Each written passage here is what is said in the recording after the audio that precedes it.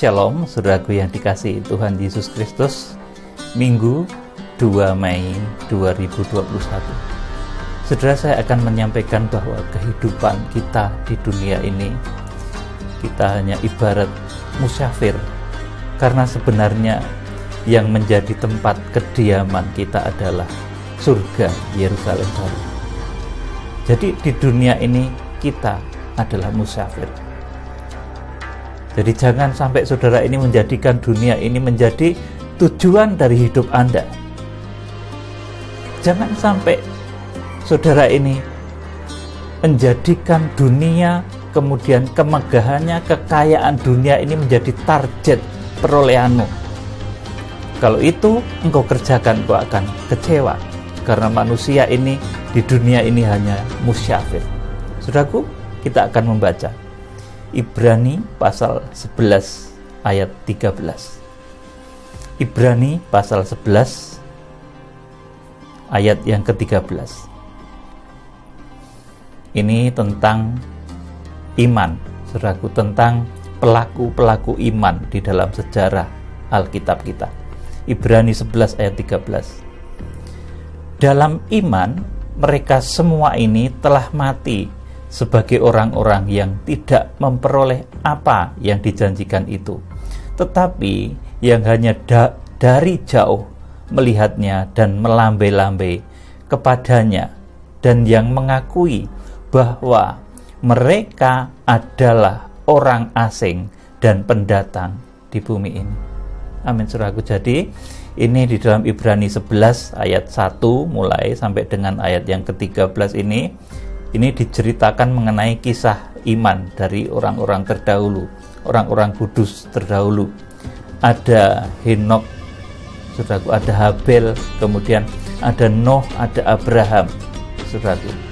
Habel, Noh maupun Abraham itu adalah, saudaraku, di sini digambarkan sebagai orang-orang yang melihatnya dari jauh dan melambai-lambaikan kepadanya, dan yang mengakui bahwa mereka adalah orang-orang asing dan pendatang di dunia ini.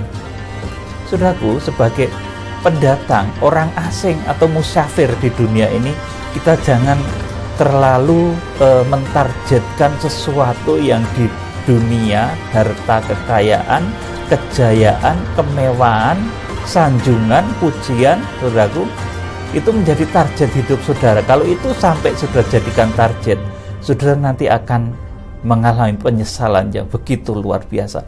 Karena sebetulnya tempat kediaman kita itu adalah surga Yerusalem baru. Kalau kita sebagai musafir, itu kita harus bersikap, saudaraku, layaknya musafir yang tidak terlalu mencintai segala sesuatu yang dilewatinya. Dia lebih menyukai rumah kediaman sejatinya, yaitu surga Yerusalem baru. Saudara, kalau sampai seseorang itu, saudaraku, di dalam berkelananya, ketika dia menjadi musafir, dia tertambat oleh sesuatu di perjalanannya, maka dia tidak akan bisa kembali kepada rumah hakikinya, tidak bisa nanti mencapai Yerusalem baru, tidak bisa mencapai surga yang kekal. Saudara, oleh karena itu, saudara jangan terikat, tertambat oleh perkara-perkara dunia yang begitu membius di dalam kehidupan ini. Sering karena harta, saudaraku, orang kemudian lupa tujuan. Sering karena kedudukan, jabatan di dunia ini, orang rela meninggalkan Tuhan. Sering karena puji-pujian, saudaraku, ingin dipuji, ingin dihormati, orang menjadi rela menanggalkan Tuhan, kemudian dia menjauh, saudaraku, dia tertambat kepada dunia yang merupakan tempat dia berkelana. Saudaraku, jadi di dunia ini hanya sebagai pendatang, saudaraku, baik itu Habel, kemudian juga Noh, saudaraku, Abraham, itu mereka semua pendatang. Bahkan kita juga, saudaraku, kita juga orang asing di dunia ini, saudaraku. Dan rumah hakiki kita ini sebetulnya Yerusalem baru. Kalau kita orang asing, kita jangan terlalu cinta kepada tempat berkelana kita ini, saudaraku. Sebab tempat berkelana kita ini sangat, saudaraku, labil, sangat fana. Dan kalau saudara menaruhkan harapan, menambatkan harapan kepada dunia ini, saudara akan mengalami kecewaan yang begitu luar biasa. Oleh karena itu selanjutnya, saudaraku, di dalam kepemimpinan Musa, saudaraku, bangsa Israel ini juga diingatkan dengan satu hari raya yang namanya Hari Raya Pondok Daun, di mana pada saat itu bangsa Israel harus tinggal di pondok-pondok untuk mengenang bahwa mereka itu hanya musafir, saudaraku. Mereka bukan menempati satu rumah yang kekal, tapi mereka hanya tinggal di pondok-pondok. Saudara, artinya saudara, ini melambangkan bahwa dunia dan segala isinya itu segala sesuatu yang fana, bukan tujuan hakiki. Karena tujuan hakiki kita adalah surga Yerusalem baru. Saudara yang dikasihi Tuhan, kita akan membaca Imamat pasal 23 ayat 41 sampai 44. Kalau tadi ini mengenai kisah mengenai Habel, kemudian mengenai Noh dan mengenai Abraham, itu mereka disebut sebagai orang-orang yang tidak memperoleh apa yang dijanjikan secara lahiriah, tetapi yang hanya dari jauh melihatnya dan melambai-lambai kepadanya dan mengakui bahwa mereka adalah orang-orang asing dan pendatang di bumi ini. Jadi baik Habel, kemudian Noh, Henok, saudaraku, Abraham itu mengakui bahwa dunia ini bukan tempat tinggal dia sesungguhnya. Dunia ini hanyalah tempat sementara. Mereka hanyalah pendatang di dunia ini. Musa pun, saudaraku, dalam kepemimpinan Musa hal ini diingatkan supaya jangan terlalu tertambat kepada dunia ini. Diingatkan dengan satu hari raya yang namanya Hari Raya Pondok Daun, di mana pada saat itu bangsa Israel tinggal di pondok-pondok. Ini mengingatkan bahwa dunia ini, saudaraku, tidak akan kekal. Suatu saat nanti ketika Tuhan Yesus Kristus datang akan dibinasakan dengan satu bencana-bencana yang luar biasa yang kita kenal dengan 7 meterai, 7 sangkakala dan 7 cawan murka Allah. 21 tulah akhir zaman nanti akan menghancurkan dunia ini beserta dengan isinya. Dan orang-orang yang selamat adalah orang-orang yang mengerti bahwa dunia ini adalah tempat tinggal sementara. Kita hanya pendatang di bumi ini. Saudaraku, oleh karena itu kita harus melakukan satu mitigasi, mempersiapkan diri sebaik mungkin supaya nanti kita tetap selamat sampai Tuhan Yesus datang. Saudaraku yang dikasihi, ayo kita akan baca Imamat pasal 23 ayat 41 sampai 44. Kamu harus merayakannya sebagai perayaan bagi Tuhan 7 hari lamanya dalam setahun. Itulah suatu ketetapan untuk selama-lamanya bagimu turun-temurun. Dalam bulan yang ke-7 kamu harus merayakannya. Di dalam pondok-pondok daun kamu harus tinggal 7 hari lamanya. Setiap orang asli di Israel haruslah tinggal dalam pondok-pondok daun, supaya diketahui oleh keturunanmu bahwa aku telah menyuruh orang Israel tinggal dalam pondok-pondok selama aku menuntun mereka sesudah keluar dari tanah Mesir. Akulah Tuhan Allahmu. Saudaraku, ini Tuhan mengingatkan bahwa sekalipun Israel, saudaraku, mengalami kejayaan-kejayaan, tapi dia pernah, saudaraku, tinggal pada satu pondok-pondok, saudaraku, satu kemah-kemah. Saudaraku, ini mengingatkan kepada kita, kemegahan apapun yang saudara saat ini peroleh, kekayaan sehebat apapun, sebesar apapun, saudara harus sadar itu hanya pondok-pondok sementara yang saudara tinggali saat ini. Sebab suatu ketika nanti, ketika meterai, sangkakala dan bokor atau mesabu ini diluncurkan oleh Tuhan, saudaraku, segala sesuatu kemegahan jasmani ini akan dihancurkan oleh Tuhan. Dan kita akan dibawa kembali kepada rumah hakiki kita, yaitu Yerusalem baru. Saudara yang dikasihi Tuhan, di sini dikatakan, supaya diketahui oleh keturunanmu bahwa aku telah menyuruh orang Israel tinggal di dalam pondok-pondok selama aku menuntun mereka sudah keluar dari tanah Mesir. Akulah Tuhan Allahmu. Imamat pasal 23 ayat yang ke-43. Saudaraku yang dikasihi Tuhan, jadi Tuhan mengingatkan kepada kita bahwa selama kita tinggal di dunia ini, kita hanya menempati pondok-pondok yang fana. Kita hanya menempati kemegahan-kemegahan sesaat, kemegahan-kemegahan fana. Jangan saudara tertambat ketika saudara menjadi musafir. Saudara akan terhilang. Kalau saudara tidak, saudaraku, memahami hal ini bahwa rumah hakiki saudara itu adalah surga Yerusalem baru, saudara akan tertambat dengan dunia. Saudara nanti akan begitu mudah tertambat dengan antikris. Saudara akan begitu mudah menerima tanda 666. Saudara akan begitu mudah nanti, saudaraku, masuk di dalam arus kesesatan di akhir zaman. Tetapi ketika saudara betul-betul bisa, saudara memahami bahwa saudara ini berada di dunia ini hanya bagikan musafir, dan rumah hakiki saudara adalah Yerusalem baru, maka saudara akan dibawa oleh Tuhan kepada rencananya yang begitu luar biasa dan ajaib. Saudaraku, nanti menjelang akhir zaman yang segera akan kita songsong, saudara akan makin mengerti bahwa ternyata apa yang ditimbun, apa yang dibangun manusia secara megah, ini bisa diluluh lantakkan oleh Tuhan seketika. Ketika nanti meterai, sangkakala dan bokor itu dicurahkan, saudaraku, pada saat itu nanti kemegahan manusia, gedung-gedung yang mewah itu, saudaraku, digoncang seketika oleh Tuhan dan akan hancur. Saudaraku, pabrik-pabrik besar, perusahaan-perusahaan besar, saudaraku, yang dibangun dengan kekuatan manusia merupakan satu kebanggaan. Saudaraku, pada saat Mesabu itu diluncurkan, 21 tulah akhir zaman itu diluncurkan, nanti orang akan paham ternyata selama ini yang dibangga-banggakan itu hanyalah, saudaraku, sesuatu yang lahiriah, bukan rumah yang hakiki. Itu hanya rumah sementara, kebanggaan-kebanggaan sementara. Kalau sampai seseorang masuk ke dalam kebanggaan dunia yang sementara itu, dia nanti akan kehilangan surga samawi, Yerusalem baru.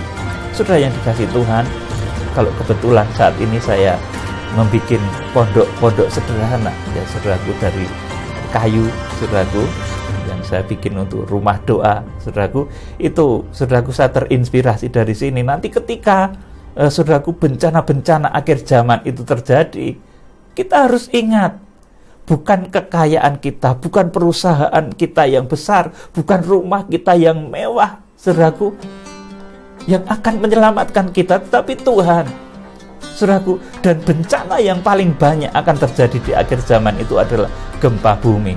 Oleh karena itu, saya membuat bangunan-bangunan yang tahan gempa, saudaraku, meskipun itu sederhana, meskipun itu di tempat saudaraku yang sederhana, saudaraku. Saya tidak mengajak saudara membangun gereja yang megah, makro-makro.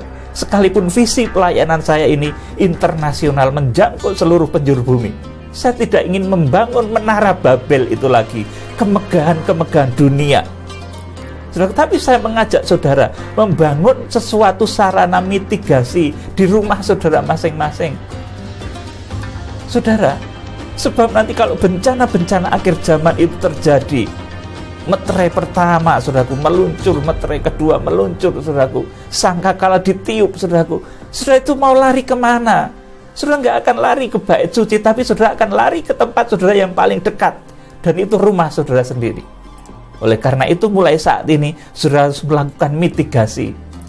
Rumah saudara, tempat tinggal saudara, harus saudara rancang sedemikian rupa sehingga bisa menghadapi, saudaraku, bencana-bencana akhir zaman, tahan terhadap gempa. Saya berulang kali sampaikan ini, menjelang kedatangan Tuhan sesuai Matius pasal 24, maka bencana yang paling banyak akan terjadi itu nanti gempa bumi. Oleh karena itu saya menghimbau, saya bukan memaksa, menghimbau supaya saudara membangun bangunan-bangunan yang tahan gempa. Itu nanti yang akan meminimalisir kerusakan, kerugian yang akan saudara derita kalau suatu ketika bencana-bencana akhir zaman ini terjadi. Karena bencana-bencana akhir zaman ini, saudaraku, yang saya sebut sebagai Mesabu, meterai, sangkakala, bokor, 7 meterai, 7 sangkakala dan 7 bokor murka Allah, itu nanti akan terjadi 7 tahun terakhir sebelum kedatangan Tuhan Yesus Kristus. Dan ketika masa itu terjadi, saudara harus siap. melakukannya, menyambutnya. Saudara siap menjadi jemaat-jemaat yang teruji. Saudara siap memiliki tempat-tempat perlindungan ketika bencana-bencana itu terjadi.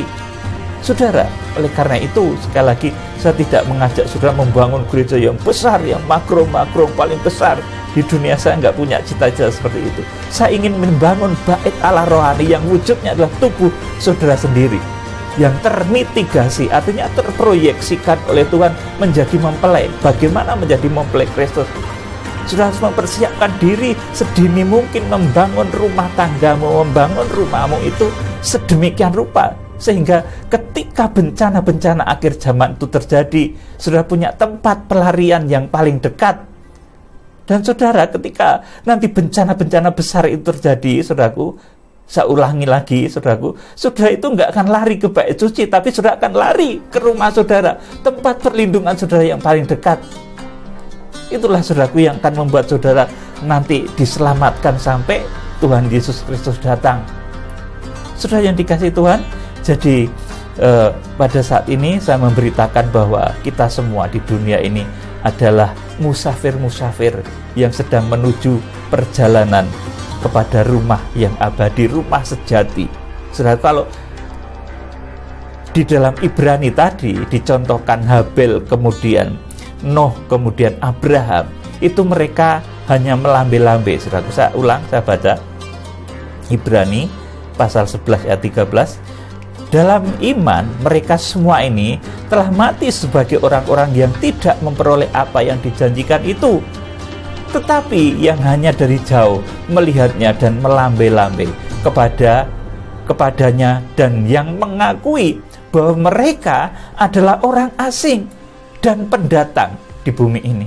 Jadi baik Abraham, baik Noh, baik Habel, saudara, itu mengakui mereka pendatang di bumi ini, mengakui, dan mereka melambe-lambe, bersaksi, saudaraku. Dan kalau saudara tahu lagi, ini kegenapannya kepada kitab Wahyu, saudara, ketika nanti kita menjadi orang-orang yang akan direncanakan oleh Tuhan menjadi mempelai wanita anak domba Allah. Ini satu posisi tertinggi di dalam kerajaan surga, nanti menjadi mempelai wanita anak domba. Kita mewarisi Yerusalem baru, saudaraku, maka kita akan, saudaraku, bukan sekedar orang yang melambe-lambe, kita akan menjadi penggenapnya. Saudaraku, ini luar biasanya arah kekristenan akhir zaman. Oleh karena itu, pertama, bangunlah badanmu menjadi bait suci Allah.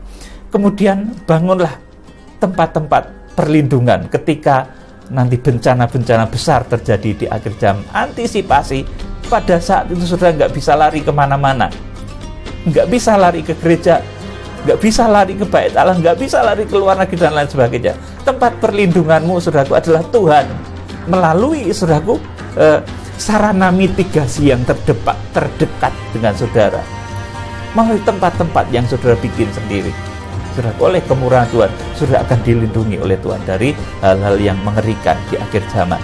Saudaraku yang dikasihi Tuhan, kiranya Tuhan memberkati saudara, Tuhan memberikan hikmat, akal budi kepada saudara untuk mengerti bahwa di akhir zaman ini, saudaraku, yang harus kita bangun adalah tubuh Kristus yang besar, bukan gereja yang besar sekali, yang magrong-magrong, sungsun pitu, saudara, bukan itu lagi, tetapi tubuh Kristus yang bersatu dari segala bangsa, suku, bahasa, saudaraku, yang menyatu dalam satu kesatuan tubuh Kristus, yang bisa memitigasikan diri dari bencana-bencana akhir zaman, saudaraku.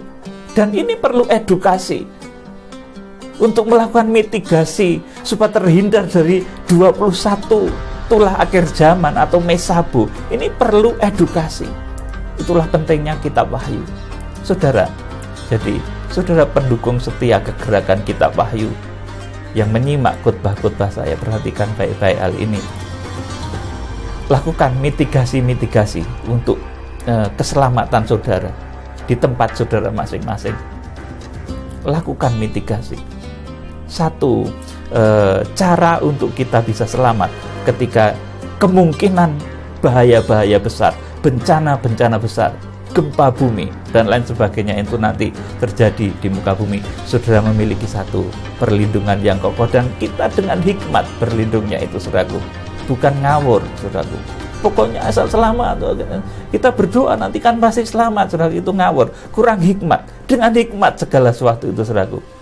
Pengen terhindar dari bencana gempa bumi, ya bangunlah rumah-rumah yang tahan dari bencana gempa bumi, saudaraku. Tuhan memberikan hikmat kepada kita, saudaraku.